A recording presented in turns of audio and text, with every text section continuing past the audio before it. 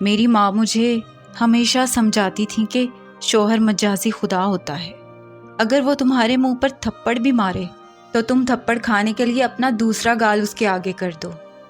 عورت صرف اپنے مرد کی اطاعت کرے تو وہ سیدھا جنت میں جائے گی، باقی بنیادی حقوق تو اس نے پورے کرنے ہی ہیں، یعنی حقوق اللہ، نماز، روزہ، عبادت۔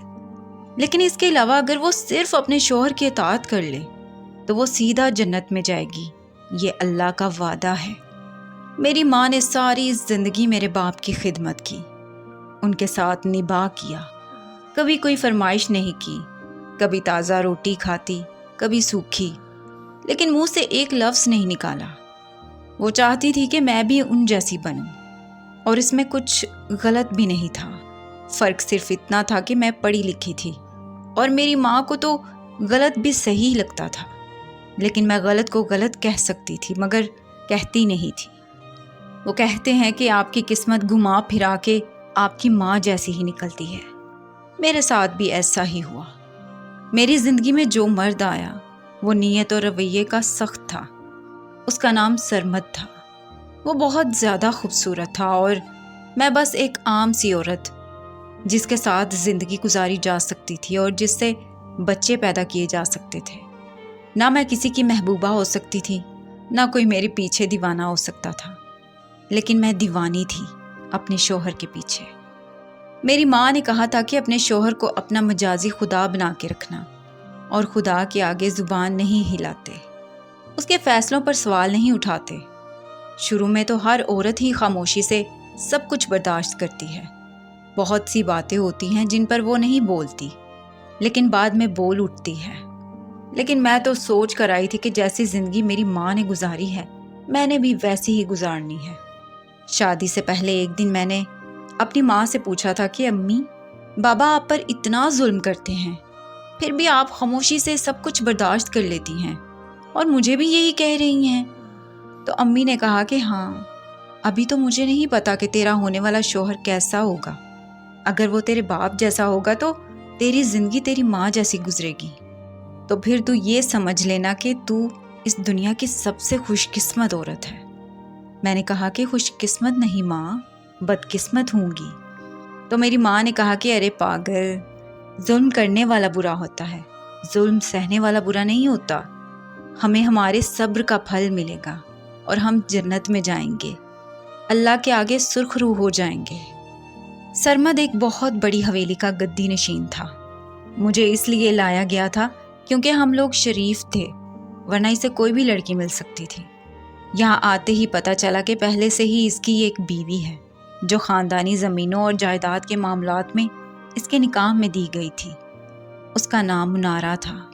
یہ نام مجھے کافی عجیب سا لگا۔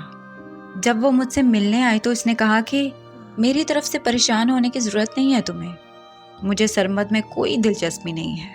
وہ مجھ سے پورے 15 سال چھوٹا ہے، میں نے اسے کبھی اس نظر سے دیکھا ہی نہیں تھا۔ یہ شادی تو ہمارے باپ دادا نے کروائی ہے، لیکن یہ شادی کھوکھلی ہے، کبھی نہ چلنے والی، بس نام کی شادی ہے۔ مجھے حیرت ہوئی کہ مجھے تو بچوں کے لیے لایا گیا تھا، لیکن شادی کے 2 ہفتے بعد ہی پتہ چل گیا کہ سرمد کا کسی اور لڑکی کے ساتھ چکر بھی تھا جس کا نام سونیا تھا، جو باہر کے ملک میں رہتی تھی اور وہ اس سے شادی کرنے کے لیے واپس آ رہی تھی۔ سرمد کبھی مجھ سے نہیں پوچھتا تھا کہ میں کیسی ہوں، میں نے کھانا کھایا یا نہیں، میری طبیعت کیسی ہے۔ بس شاید میں ایک فرنیچر کی طرح تھی، لیکن میں اپنے شوہر کا خیال رکھنے کی پوری کوشش کرتی تھی۔ ایک دن جب مجھے خوشخبری ملی کہ میں ماں بننے والی ہوں تو مجھے بہت خوشی ہوئی، لیکن اسی دوران ایک دن سرمد نے مجھے اونچی ہیل والے جوتے میں دیکھ لیا اور غصے میں آ کر میرے منہ پر تھپڑ مار دیا۔ سرمد نے مجھ سے کہا کہ تمہارا دماغ خراب ہے، تم جانتی ہو کہ تم ماں بننے والی ہو اور تمہیں سنبھل کر چلنا چاہیے، لیکن تم یہ ہیل کیوں پہن رہی ہو؟ اس دن میں نے وہ تھپڑ خاموشی سے کھا لیا۔ میری بیٹی پیدا ہوئی اور سرمد نے کہا اس کی شکل ہی ایسی ہے کہ یہ بیٹیاں ہی پیدا کرے گی۔ میری بیٹی کو بھی وہ نظر انداز کرتا تھا۔ میں نے چپ چاپ ایسے ہی اپنی زندگی گزارنی شروع کر دی۔ ایسے ہی وقت گزرتا رہا اور میری بیٹی بڑی ہوتی گئی۔ میری بیٹی کے اندر بالکل بھی کانفیڈنس نہیں تھا۔ وہ ہمیشہ ڈری سہمی رہتی، کسی بات میں آگے نہیں ہوتی۔ اب تو اس کے اسکول سے بھی شکایات آنے لگی کہ یہ پورا دن خاموش بیٹھی رہتی ہے، کچھ بولتی نہیں ہے۔ جب میں گئی تو ٹیچر نے مجھے ایک نظر دیکھا اور کہا کہ لگتا ہے یہ آپ پر گئی ہے، آپ بھی ایسی ہی لگ رہی ہیں۔ میری بیٹی جوان ہو رہی تھی اور سونیا کا بیٹا بھی۔ دونوں بچوں میں زمین آسمان کا فرق تھا۔ وہ صحت مند تھا، اچھی اچھی باتیں کرتا تھا، بولتا تھا، پڑھائی میں بھی اچھا تھا، اور میری بیٹی کی صحت بھی اچھی نہیں تھی اور وہ پڑھائی میں بھی اچھی نہیں تھی۔ انہی دنوں میری ماں بھی اس دنیا سے جا چکی تھی۔ اب میں خود ایک ماں بن گئی تھی۔ سرمد نے دوبارہ مجھے اولاد پیدا کرنے کا شرف ہی نہیں بخشا۔ اس نے کہا کہ تم پھر سے بیٹی ہی پیدا کرو گی، جبکہ سونیا کے ہاں ایک اور بیٹا پیدا ہو گیا تھا۔ دن اسی طرح گزرتے گئے اور سالوں سال گزر گئے۔ وقت گزر جاتا ہے، پتہ بھی نہیں چلتا۔ میری بیٹی 17 سال کی ہوئی تو سرمد نے کہا کہ اس کی شادی کروا دیں گے۔ میں اس کی شادی اتنی جلدی نہیں کروانا چاہتی تھی، لیکن جب میں اس گھر میں 18 سال سے ایک لفظ بھی نہیں بولی تھی تو اب میری بات کی بھی کیا اہمیت تھی۔ میں نے اپنی بیٹی کو سمجھا دیا کہ شادی ہو جائے گی تو کوئی بری بات نہیں ہے، تمہارا اپنا گھر ہوگا، تم خود کھانا پکاؤ گی، تمہاری اپنی زندگی ہوگی۔ میری بیٹی ابھی شادی نہیں کرنا چاہتی تھی، وہ پڑھنا چاہتی تھی۔ ابھی تو اس نے میٹرک کیا تھا، لیکن سرمد کہتا تھا کہ اسے بیٹیاں بالکل بھی نہیں پسند، بیٹیوں کے پاؤں بڑی جلدی پھسل جاتے ہیں، اس لیے جلدی سے اس کو اس گھر سے رخصت کر دینا چاہیے۔ لیکن جب میں نے اس کا رشتہ دیکھا تو میں حیران رہ گئی۔ مجھے لگا تھا کہ میری بیٹی کی شادی کسی ایسے مرد سے کروائی جا رہی ہے جو اس کی عمر کے قریب ہوگا، یعنی کوئی 18 یا 19 یا 20 سال کا ہوگا۔ اگر 25 سال کا بھی ہوتا تو مجھے کوئی مسئلہ نہیں تھا، لیکن یہ شخص تو 35 سال کا تھا۔ یہ تو میری بیٹی کی عمر سے دگنا بڑا تھا۔ سرمد نے تو رشتہ بھی پکا کر دیا اور کوئی اس معاملے میں نہیں بولا۔ سونیا نے کہا کہ ہاں بس اچھی بات ہے، اپنے گھر کی ہو جائے۔ ایک دن میں سرمد کے پاس گئی اور کہا کہ جس کے ساتھ آپ نے ہماری بیٹی کا رشتہ طے کیا ہے وہ عمر میں کچھ زیادہ بڑا نہیں ہے؟ سرمد نے مجھے ایسی نظروں سے دیکھا جیسے ابھی مجھے کھا جائے گا۔ اس نے کہا کہ تم کون ہوتی ہو یہ سب بولنے والی، بڑا ہے یا چھوٹا، بس میں نے رشتہ طے کر دیا نا، 2 مہینے بعد اس کی شادی ہو جائے گی۔ میں اپنے کمرے میں آئی تو میری بیٹی رو رہی تھی۔ وہ میرے کمرے میں ہی سوتی تھی کیونکہ سرمد کا میرے ساتھ کوئی تعلق نہیں تھا۔ اس نے کہا کہ امی میں یہ شادی نہیں کرنا چاہتی۔ مجھے میرا وقت یاد آ گیا جب میں نے اپنی ماں سے کہا تھا کہ میں شادی نہیں کرنا چاہتی، تو میری ماں نے مجھے سمجھایا تھا کہ شوہر مجازی خدا ہوتا ہے، کبھی اس کی نافرمانی نہ کرنا، ظلم بھی برداشت کر لینا تاکہ آخرت میں سب کچھ ٹھیک ہو جائے۔ ویسے تو مجھے اپنی بیٹی کو یہ سب بتا دینا چاہیے تھا، لیکن میں خاموش ہو گئی اور میں نے اسے گلے لگا لیا۔ میں نے کہا کہ تم سو جاؤ، ماں ہے نا تمہارے ساتھ، سب کچھ ٹھیک ہو جائے گا۔ اس گھر میں میری اوقات صفر تھی، نہ میری کسی نے بات سننی تھی، نہ میرا کسی کے ساتھ لینا دینا تھا۔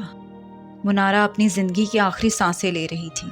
وہ سرمد سے 15 سال بڑی تھی اور اب اس گھر میں میرے بھی 19 سال ہونے والے تھے۔ اس کی عمر زیادہ تھی، بیماریوں نے اسے گھیر لیا تھا۔ مجھے نہیں معلوم تھا کہ وہ آج ہی اس دنیا سے جانے والی ہے۔ میں تو یوں ہی اس کے پاس بیٹھی تھی۔ اس نے مجھے کہا کہ میری ایک آخری خواہش ہے، تم پوری کرو گی؟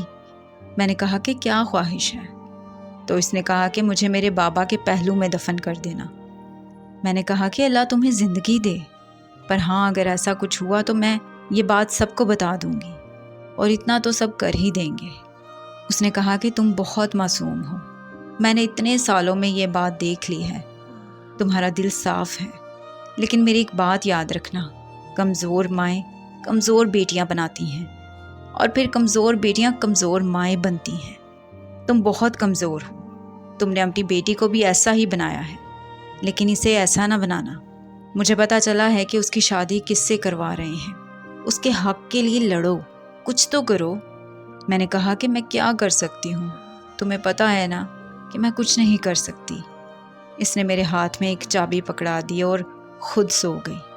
مجھے لگا کہ اسے نیند آ گئی ہے، لیکن وہ تو ہمیشہ کے لیے سو گئی تھی۔ جب اس کا کفن دفن ہو گیا تو میں اس کے کمرے میں آئی اور تلاش کرنے لگی کہ یہ چابی کس چیز کی ہے۔ اس کی الماری میں ایک لاکر تھا، شاید یہ اسی کی چابی تھی۔ جب میں نے لاکر کھولا تو میں حیران رہ گئی۔ اس کے اندر بہت ساری دولت اور سونا وغیرہ پڑا ہوا تھا۔ یہ سب کچھ منارہ کا تھا۔ میں نے وہ ساری چیزیں اٹھا لی اور سوچ لیا کہ مجھے کیا کرنا ہے۔ میری بیٹی کی شادی ہونے والی تھی، 2 ہفتے باقی تھے۔